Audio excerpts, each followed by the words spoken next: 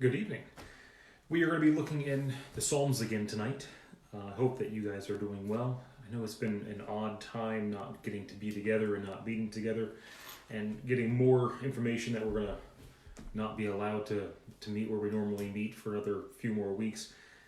It has not been an easy thing for us, and I hope that you guys are doing all right. We had talked last week a little bit about introduction to poetry, a little bit into the introduction to some of the wisdom literature in the Old Testament, and then we just looked at one psalm. I know that not everybody is kind of into poetry, and I know that doesn't appeal to everybody the same, and I hope that we don't lose you too much on this if this isn't something that you're overly interested in. But I hope that you at least give it a chance. If you haven't spent too much time in the Psalms before, or if it hasn't been one of your favorite places to go, I hope that you take some time with us anyways, and I hope that this is something that is going to be beneficial to you. I hope that you will be willing to open with me to Psalm 114. We're going to be looking there at Psalm 114. My whole goal is for tonight is to look at a couple psalms, maybe some of the ones we aren't overly familiar with, some of the ones that don't get always all the same attention that some certain psalms do, and kind of look at some of the themes that we can find in the psalms. Look at the psalms themselves, and we're just going to go through about four of them together. If you're there in Psalm 114, let's read there together, starting in verse 1. When Israel went out of Egypt, the house of Jacob from the people of a strange language, Judah became his sanctuary and Israel his dominion. The sea looked and fled, the Jordan turned back, the mountains skipped like rams and hills like lambs. What ails you, O sea, that you flee, or O Jordan, that you turn back? O mountains, that you skip like rams, O hills like lambs? Tremble, O earth, at the presence of the Lord, at the presence of God of Jacob, who turns the rocks into pools of water and flint into a spring of water. He's going to be mentioning here, this is one of the times where Israel has been coming, this is one of the times where history comes through in a very poetic way. He is going to reference things, but not maybe directly speak to them. So he mentions in verse 1 the context, when Israel went out of Egypt, whenever Jacob and the people came out of a people of a strange language, that Judah became God's sanctuary and Israel his dominion. Speaking there of Shiloh and then later Jerusalem, and Israel itself as a nation became what God owned. That was his people. And that's what he's dealing with here. And then he begins to recount the things that we are often told to recount. As you go through a variety of books in the Old Testament, there is this constant reiteration of, or a calling rather, for us to reiterate all that God has done for us. Or more specifically, what God did whenever he drew the people out of Egypt. That is a constant theme through the Old Testament books and through the prophets as well. And so he mentions some of those things here starting in verse 3. He says, the sea looked and fled, and the Jordan turned back. Two different generations got to see very similar things happen to them. The first generation got to cross over the Red Sea, which is what I think he speaks of there in verse 3. And then the next generation, the generation who were too young or weren't born yet whenever they left to the land of Egypt, they got to see the Jordan turn back and bunch up, and both generations were able to cross on dry land. And then he mentions the hills, the idea of these huge obstacles, the problems that happened. One generation got to go to Mount Sinai and saw all that happened there on the mountain, how God shook the mountain and made them quake like the hill, or quake like rams and like lambs. And then the next generation got lined up on Mount Ebal and Mount Gerizim, and they got to read the blessings and the cursings of the law in the promised land. And then he asks the question in verse 5 and verse 6, if there was something defective with the sea or defective with Jordan or the mountains, that these things happened. And the answer comes in verse 7. Tremble, O earth, at the presence of the Lord, at the presence of God of Jacob. And we look at nature, nature doesn't have a mind of its own. It doesn't have intelligence, and yet it understands to quake and to tremble and to react to God's will. And the question comes up, do we? Do we have the same mindset of being willing to tremble at the presence of God, the presence of the God of Jacob? And then in verse 8, he reminds them of the next thing that God did, who turns the rocks into pools of water, the flint into springs of water. Most of the people who had come out of the land of Egypt, either that generation and the next generation, got to witness God bringing water forth from a rock. What is the most unlikely place you could imagine water coming from? And that's exactly what God did. And that just harnesses so many things into our mind about what God is able to do, what God is willing to do. And if God is able to do, to make a rock into a pool of water and flint into a spring of water, and he's able to dry up the Jordan and roll back the sea, and to make the mountains shake and quake, what else can't God do for us? Or what can God do against us? Maybe is maybe the more pertinent question. If we stand in his way, what hope do we have? And so that's just one very short psalm, Psalm 114, verses 1 through 8 is not very long. I want to turn over a couple of pages back to Psalm 102. And I more or less just kind of picked out random psalms. And I say random, I mean I've gone through these recently in my own personal studies, and I enjoyed them, and that's what I'll share with you.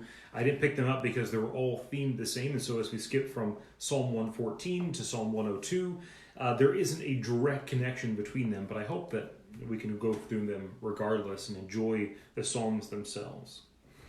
In Psalm 102, starting in verse 1, or before verse 1, the title includes the prayer of one afflicted when he is faint and pours out his complaint before the Lord. And that is the official title that was given by the author. And so he says in verse 1, "Hear my cry, O Lord. Hear me, my cry, come to you. Do not hide your face from me in the day of my distress. Incline your ear to me. Answer me speedily in the day when I call. For my days pass away like smoke, and my bones burn like a furnace. My heart is struck down like grass that has withered. I forget to eat my bread because my loud groaning and my bones cling to my flesh. I am like a desert owl in the wilderness, like an owl in the waste places. I lay awake, and I am lonely. I am a lonely sparrow in the housetop. All the day long, my enemies taunt me. Those who deride me use my name for a curse."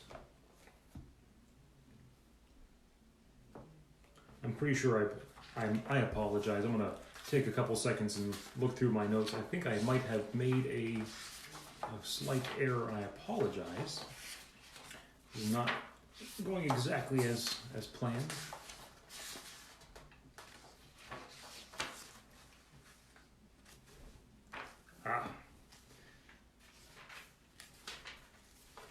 I had made a slight error, and I apologize. Let's go over to Psalm 141. We're going to back up to another song in a little bit. Let's go over Psalm 141. Again, I do apologize. It's been one of those couple weeks. Psalm 141. A Psalm of David. O Lord, I call upon you. Hasten to me. Give ear to my voice when I call to you. Let my prayer be counted as incense before you, and the lifting up of my hands as evening sacrifice. Set a guard, O Lord, over my mouth. Keep watch over the door of my lips. Do not let my heart incline to any evil, to busy myself with wicked deeds. In company with men who work iniquity, and let me not eat of their delicacies. Let a righteous man strike me. It is kindness. Let him rebuke me. It is oil for my head. Let my head not refuse it. Yet my prayer is continually against their evil deeds. When their judges are thrown over the cliff, then they shall hear my words, for they are pleasant. As when one plows and breaks up the earth, so shall our bones be scattered at the mouth of Sheol. But my eyes are towards you, O God, my Lord. In you I seek refuge. Leave me not defenseless. Keep me from the trap that you have laid for me, and from the snares of evildoers. Let the wicked fall into their own nets, while I pass by safely. You have a lot of things that are going on in this psalm. This is a psalm of David, as is stated there inside of the text, or inside of the title, rather. I apologize, I'm just going to do one quick thing.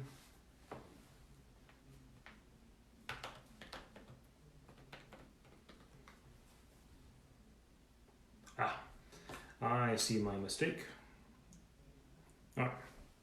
So Psalm 141 is a cry to God for individuals, for God to hear an individual. Not only that, but how he responds to those things. So here he calls in verse 1, O Lord, I call upon you, hasten to me, and give ear to my voice when I call to you. Let my prayer be counted as incense before you, and the lifting up my hands as the evening sacrifice. David is diving into something that is not maybe fully understood or fully realized in a lot of the Old Testament text. That our worship to God is something that is extremely personal between us and him, and that it means something. As you get into the book of Revelation and you get into the throne scene, you see that there is an altar of incense that is the prayers of the saints, and that is kind of what David is referencing here. Let my prayers be counted as incense, and the lifting of my hands of the evening sacrifice. Well, those literal sacrifices and the actual incense would be a job given over to the priest, where the average worshiper, as David was, even as the king, he couldn't engage in those things. But he's understanding here that what God truly wanted is individuals to truly worship him from their heart. And he's asking to God that he would count those things as worship, in the same kind of sense and in the same validity that the priest would have inside the temple. But notice what he also says in verse 3. He says, set a guard, O Lord, over my mouth, and keep watch over the doors of my lips. He's going to ask in verse 3 and verse 4 specifically for God to help guard him. As Jesus teaches us to pray in Matthew, let us be delivered from the evil. And he speaks of that here. You set a guard over, O Lord, over my mouth, and keep watch over the doors of my lips. We understand that if we can keep our mouth from speaking evil, that we do a world of good. And the same thing in verse 4. He then talks about his heart. He says, do not let my heart incline to any evil, to busy myself with wicked deeds, in company with men who work iniquity, and let me not eat of their delicacies. Solomon makes the point that a bribe corrupts. And the same point that he's kind of dealing with here is, even if it isn't a bribe per se, sometimes we fall into company with individuals who have things that we enjoy. Sometimes we think, well, I'm going to be with them for X, Y, or Z reasons, and we forget to realize that those delicacies that lead us into their company in the first place, they don't do us any favors. And so part of, in verse 4, of God helping to keep his heart from inclining to evil and himself being busy with wicked deeds is also included in the same sentence, is for him not to be in the company of those who work iniquities, and for their delicacies not to draw him away from God. And then in verse 5, he asks for kind of an odd request. He says, let a righteous man strike me. It is a kindness. Let him rebuke me, for it is oil for my head. Let my head not refuse it. Yet my prayer is continually against evil deeds. This isn't something that we think about a whole lot. In fact, Solomon in Ecclesiastes is one of the only other few places that I can really think of it in the Old Testament where these things are mentioned. That it's better to hear the rebuke of a wise person than to hear the song of praise from a fool. One does something good while the other one is just useless. In verse 5, he asks that he understand when a righteous person strikes him, it's a kindness. And that whenever they rebuke him, it is as oil for his head. It's an anointment. It's something that is a blessing for him. And he asks that let my head not refuse it. You know, what is harder than hearing that you aren't doing maybe as good as you could be? Or the things that you thought maybe you were getting away with, other people know about. Or the things that you thought you were being wise in, you've actually been really foolish. Those things hurt. Especially maybe if it comes from somebody that you either love dearly and you think, well, how can they speak to me like this? Or it can also come from people who don't know you all that well or aren't all that close to you, and you think, well, why would I allow them to speak to me like that? Who are they to tell me about my life if they don't know me very well? Whatever the answer is, we usually have, or whoever it is rather, we have some answer that usually goes along with it, well, why we shouldn't have to listen to them. Either in the manner in which they told me, or the message itself, or who they as a person are who were telling me. And he kind of runs that gamut here in verse 5. How about the manner that a righteous person tells you, who rebukes you? He speaks in verse 5 of them striking him. Maybe in a manner that we don't like, something that's harsh and abrasive. And yet he says, even that is a kindness. Well, sometimes we don't like rebuke. We would like a gentle reminder. Sometimes we would like someone to just hint around the bush about how we could be doing things better. And yet he calls it a rebuke in verse 5. And that is an oil to his head. And then he asks that his head not refuse it. And then he goes on into the end of verse 5 into verse 6 to talk about those who do evil. And he says that my prayer is continually against those who do evil deeds. And when their judges are thrown over the cliff, they shall hear my words, for they are pleasant. While David is also going to be accepting words from others who are righteous, he's also going to be keeping back, or he's also going to be giving wise words to other people. And when those judges, maybe the individuals who are not doing as they ought to, whenever they're overthrown, then the people will understand the kindnesses of David that he's speaking of. As you move on into verse 7, he says, as one plows and breaks up the earth, so shall our bones be scattered at the mouth of Sheol. I think he's just referencing there in verse 7 that death is going to come to us all. There's a point in time, whether it be near or years from now, that we are going to be at the mouth of Sheol, we're going to be dead, and we're going to have to give an account of all the things that we have done. And so David kind of plugs that in the middle of this psalm to remind us that these deeds do indeed count for something.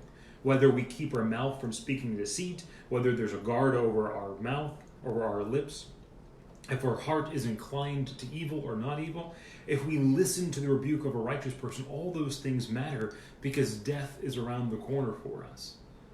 And then we have to give an answer. And so in verse 8, he goes back to, my eyes are towards you, O God, and my Lord. And you I seek refuge. Leave me not defenseless. Keep me from the trap that they have laid for me, and the snare of the evildoers. And then in verse 10, he says, let the wicked fall into their own nets while I pass by safely. We had used the word imprecatory last week to talk about Psalms where the psalmist writes for the evildoer to receive the just recompense. And while Psalm 141 isn't in the list of imprecatory psalms, we see in verse 10 a bit of that idea, that the wicked let the wicked fall into their own snares while I pass by safely. And so this one verse kind of imprecatory wording where he calls for the evildoers to fall into their own snares, that is something for us to consider, where we see how we pray that the evildoers will not impede us. We pray for God to keep our lips from speaking evil and our hearts from inclining to their ways. And then for us to pass through problems in verse 9 and verse 10, and then for them to receive their just reward. The psalm I had messed up earlier is not Psalm 102, it's Psalm 101. I just had written it down incorrectly, and I apologize for that. Let's take a few moments and look at Psalm 101. There is some similarities between Psalm 101 and Psalm 141 in the sense of how the author is asking God to keep us from evilness.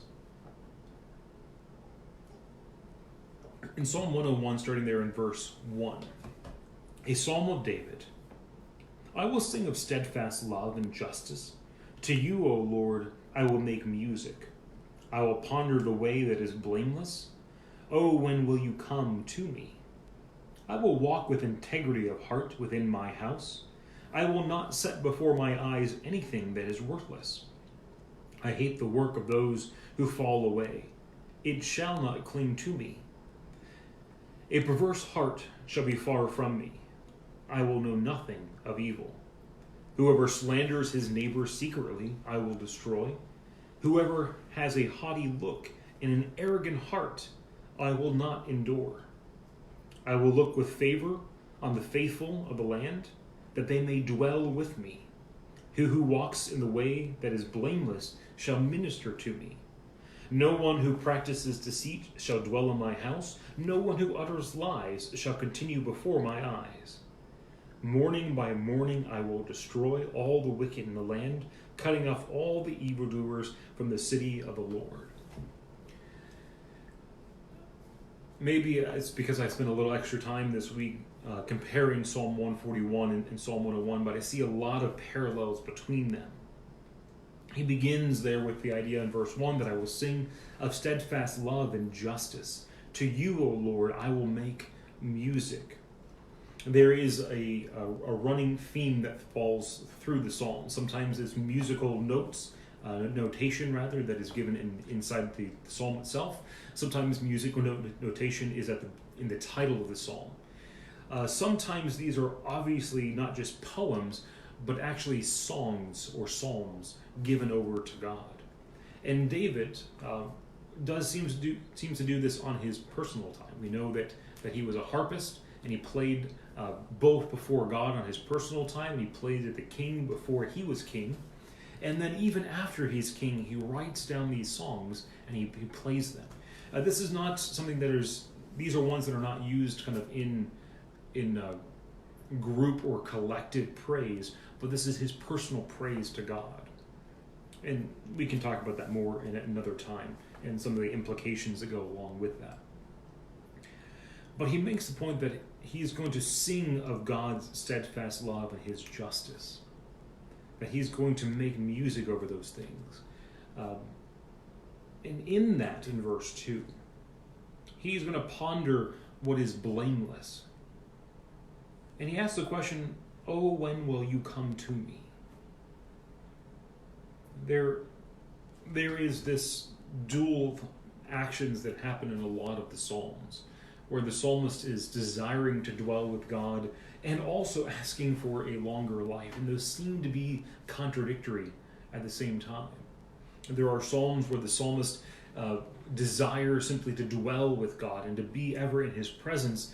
And yet in the next psalm, the psalmist, sometimes even the same person, will write, to deliver me out of the grave, take me out of Sheol, save me from the hands of my enemy, let me have a long life, those kind of ideas. And sometimes we feel guilty for having those same complicated feelings in our own life. God has built it into us on a very real level that we desire to continue living. Sometimes we see that in any number of situations where we have this real desire to dwell with God and to be with Him, and we look forward to heaven, and sometimes we feel guilty for wanting to live longer and to have a longer life. Paul seems to wrestle with that in Philippians, and David here wrestles with that himself. And I think it's comforting to know that those feelings are not unnatural, that they're not ungodly even. For us to wonder, when do we get to come and dwell with God, and at the same time also want to be delivered from the things we're going through. And those things are not ever fully resolved in the Psalms, in the sense of we have a clear indication of which one our hearts have to be geared towards. And I think the Psalms help us to kind of wrestle with those feelings as we see the psalmist wrestling with those not completely opposing ideas. And so he says here in verse 2, he gives a list of commitments that he's making, I think, both towards himself and commitments that he's making for God. So he begins in verse 2, I will ponder the way that is blameless. He then continues, I will walk with integrity of heart within my house. The idea of integrity is, who are you when nobody's looking? When you have nobody who holds your feet to the iron, when you have no one who's looking over your shoulder, what kind of person are you then? The person that, not just the person that you allowed to speak, and the person that you built this external image for other people, but who are you, in your heart? And that's what David's talking about. When he's in his house, when nobody's around to watch him, there's no witnesses, what kind of person are you then? And that's what he's dealing with. In my house, I will walk with integrity of heart. And then in verse 3, I will not set before my eyes anything that is worthless. Job, we're talking about, who is it that has a heart like God's? David is called a man after God's own heart. And when Satan was going around the earth, God had proposed that there was nobody on earth like Job. And one of the themes that we see kind of connected between Job and David as they not talk back and forth, but as we read back and forth between those two sections, we see their desire to have integrity of heart when nobody else is around, and a desire to keep themselves from seeing anything that they shouldn't see. Job talks about making a covenant with his eyes, and David writes here as a commitment to himself and a commitment to God that I will not set before my eyes anything that is worthless. And there's a lot of things that are worthless, a lot of things that tempt us into spending time with them before our eyes. And David says, I will not do that. He continues on into verse 3 that I hate the works of those who fall away. How many times do we get discouraged when somebody else has been faithless? When someone else digresses, whenever they've been hypocritical? It seems very, very few times that people wake up one day and they just decide out of the blue that they're going to change their entire life. Usually there is a period of hypocrisy that happens where they claim to be living a certain way, and yet secretly, whenever no one's around, when no one's looking, all the witnesses are dead.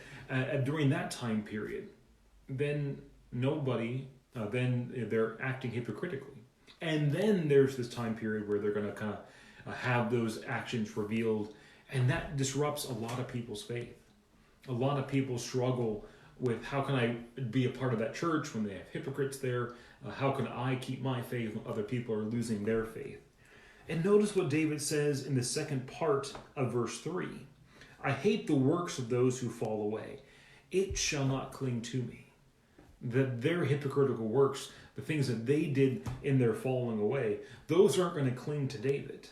He's going to persevere no matter what. And so in verse 4, he says, a perverse heart shall be far from me, and I will know nothing of wickedness.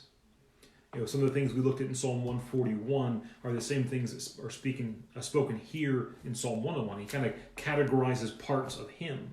He's going to ponder in his mind what to do. He's going to walk with his feet in a certain way. He's not going to have things before his eyes that are going to happen, that are pervert, or that are worthless. And then he mentions his heart in verse 4, that a perverse heart shall be far from me, and I will know nothing of wickedness. And then he talks about other people in the sense of what they do. And for the large portion of the second half of Psalm 101, he deals with who is he going to surround himself with? Who's going to be near him?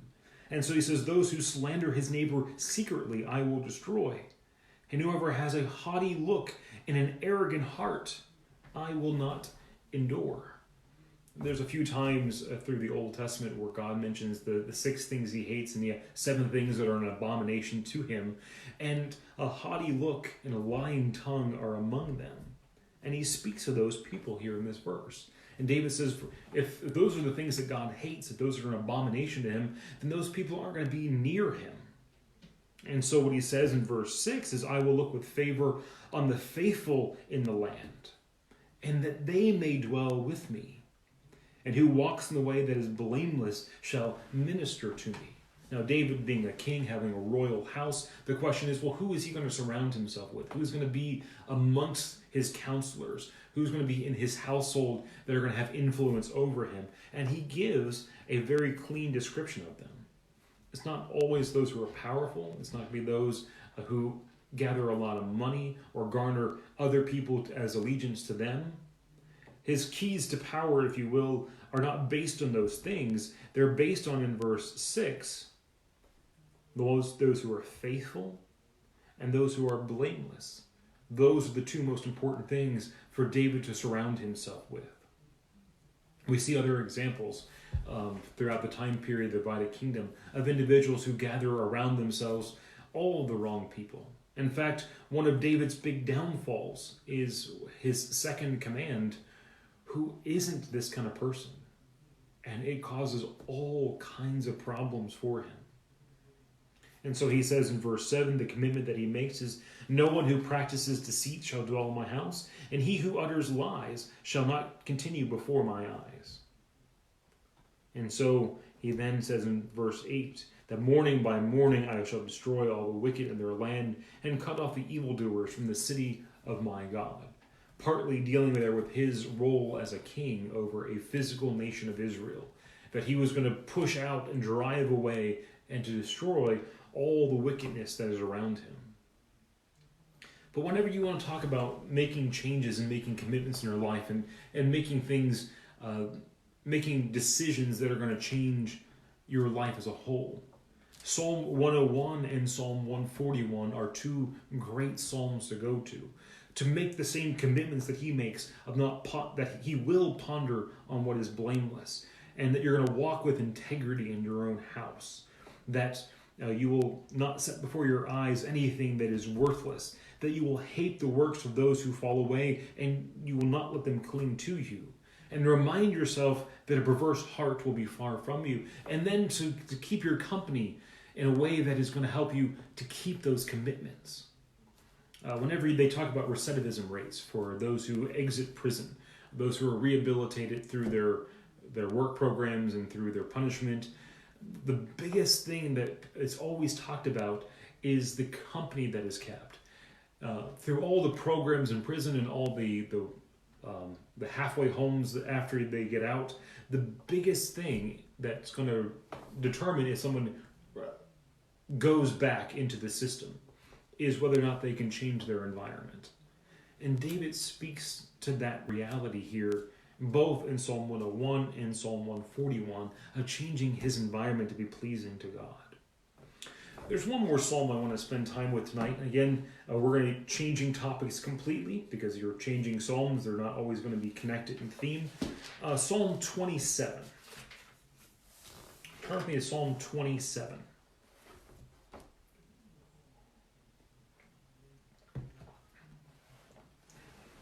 There's 150 psalms. There's probably maybe a handful or a dozen that are really well-known, ones that you probably can understand the concept. Psalm 1, Psalm 8, Psalm 19, Psalm 21, 22. Some of those ones are kind of at the top of your mind. And I hope that we get to spend over the next couple of weeks, if we have to do it in this format or another format, that I hope we can pull out some of the psalms we don't spend all that much time with. But Psalm 27, starting in verse 1, is just a psalm of David. The Lord is my light and my salvation. Whom shall I fear? The Lord is the stronghold of my life, and whom shall I be afraid? An evildoer assails me to eat up my flesh, my adversaries and foes. It is they who stumble and fall. Though an army encamp against me, my heart shall not fear. Though war arise against me, yet I will be confident. One thing I have asked of the Lord, that will I seek after, that I may dwell in the house of the Lord all the days of my life, to gaze upon the beauty of the Lord and to inquire in his temple. For he will hide me in his shelter in the days of trouble. He will conceal me under the cover of his tent. He will lift up high upon a rock.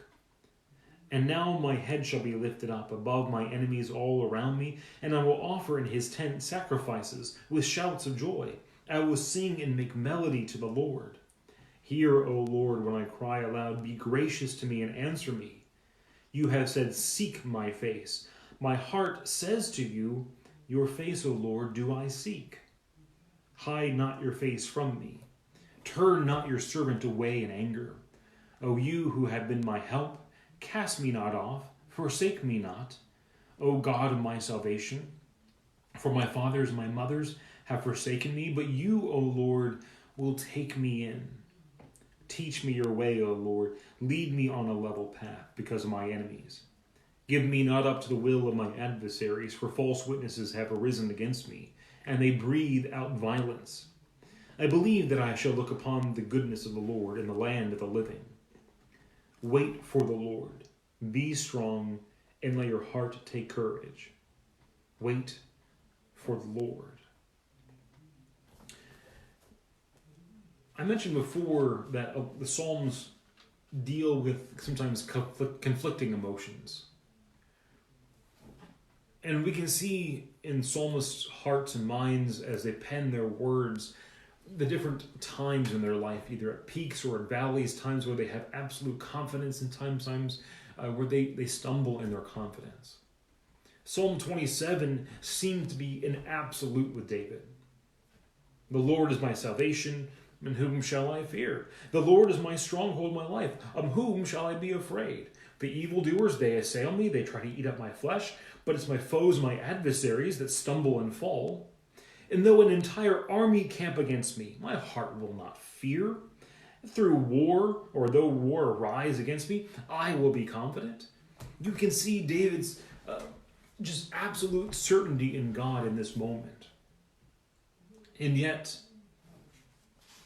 you turn back just a couple chapters in Psalm 22, which is a psalm of David.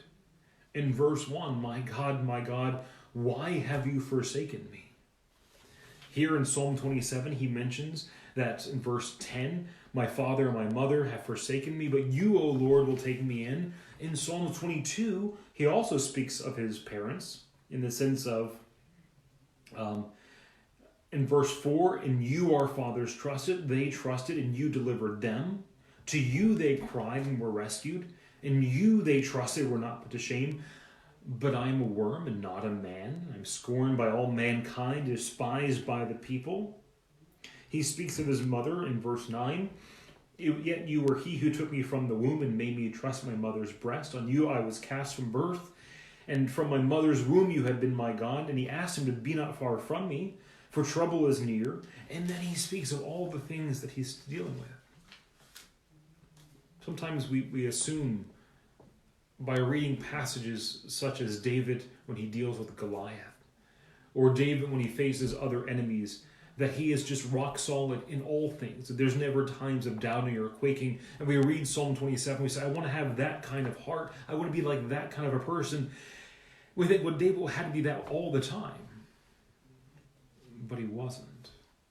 I don't want to downgrade David in your mind, but I want you to see that David was an authentic person who had his moments of ups and had his moments of downs, times that he was just sure and steadfast in the things that he believed, and sometimes where he wavered over those things. And all of that is recorded for us to understand who a man after God's own heart was and what he was like. So Psalm 27 is one that is of sure and confidence in God. For he will hide me in his shelter in verse 5 in the day of trouble. He will conceal me under the cover of his tent, and he will lift me up upon a rock. And now my head shall be lifted up above my enemies all around. I will offer sacrifices in his tent with shouts of joy, and I will sing and make melody to the Lord. All these things are abundantly great. And then he asks in verse 11, teach me your ways, O Lord, and lead me on a level path because of my enemies. Give me not up to the will of my adversaries, for false witnesses have risen against me, and they breathe out violence. And again, he states his confidence in verse 13, I believe that I shall look upon the goodness of the Lord in the land of the living. That whatever he's currently facing, he has that confidence that things will continue for the good. But I want us to just kind of end on verse 14, where he speaks there, where he says to wait for the Lord, to be strong and let your heart take courage. There's two other Psalms just nearby, actually, here in the book of Psalms that deal with this. In Psalm 37 and in verse 34, Psalm 37, verse 34, he says, wait for the Lord and keep his ways, and he will exalt you to inherit the land, and you will look on when the wicked are cut off. The same thing if you go back a few Psalms, in Psalm 20. Psalm 20.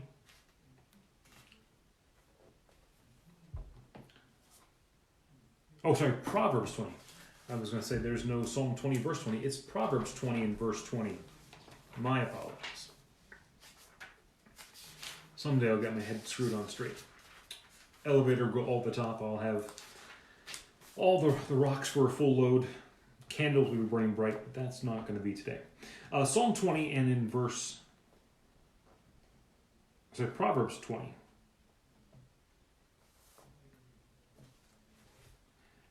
Where he then repeats for them to wait for the Lord and let him repay whenever those things happen. What does it mean here to wait for the Lord in verse 14? We see that as the nation of Israel is leaving Egypt and they come upon the Red Sea, and the people get all bent out of shape because, well, obviously there's a sea in front of them and there's an army behind them. I think, well, how in the world can I ever be saved? And they complain that God has led them out in the wilderness only to kill them. And Moses tells them to be silent and just see what the Lord does. We see that with Hezekiah.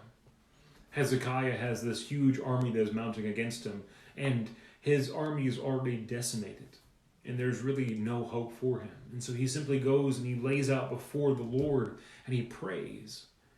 And then he does nothing, because in the middle of the night, the angel of the Lord comes and he slaughters a large portion of the army.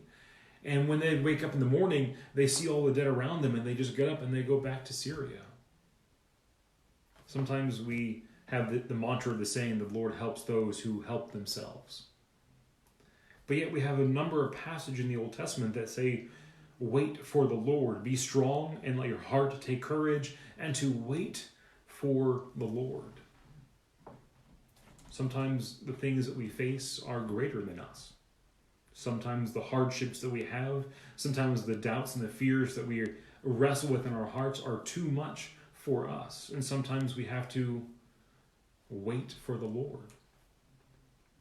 And in this psalm of confidence, of all the things that he believes God can do for him, he ends with a reminder in verse 14 that these are things that God will do. That God is going to be a stronghold, that God is going to be his light and his salvation, that when these enemies encamp against him, it's going to be God who saves.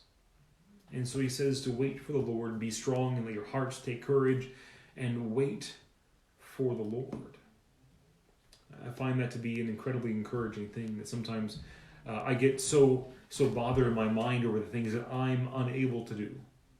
Or I get tense not knowing what I'm supposed to do all the time, or how I'm going to overcome this, or where I'm going to come up with the ability to do any number of things in my life. And sometimes I forget this basic principle, to wait for the Lord, to be strong and take courage in my heart, and to wait for the Lord. Now, I don't know all the things that are going on necessarily in your life right now. It's one of the struggles we have of not getting to meet together for 3 weeks, is that we become slightly disconnected more than we normally are. And we are not nearly as together as we ought to be. But whatever you're facing, If it is strong, more than you, if it's more than you can handle, and you feel like Psalm 27 isn't exactly where your heart is, you have this utter and absolute confidence in God, then we need to work towards that and strive for it, understanding that not every time we're going to have that mindset immediately. But to remember that if things are greater than you, not to be anxious in your heart over what you're going to do all the time, but to wait for the Lord. To be strong and let your heart take courage, and to wait for the Lord. I hope that we can come up with some solutions to gather together a little bit, even if it's in slightly larger groups than just our own family. Hopefully we'll be talking about that as a group of men, and hopefully we'll be talking about that as a group as a whole, on how we can get together at least in small groups of 9 people or less, so we can help one another out. Thank you so much for joining us tonight in our study of Psalms. I know it was just a random smattering of 4 Psalms. I hope it wasn't too disorganized to be of any help to you. Hopefully next week, maybe we can do the same thing where we get together and we look at a few more Psalms. I want to pick out some historical Psalms and look at their contexts. I would like to look at some Psalms that maybe we haven't dealt with again. So Lord willing, next week, 7 o'clock, and we'll continue our study in Psalms. Thank you. Good night.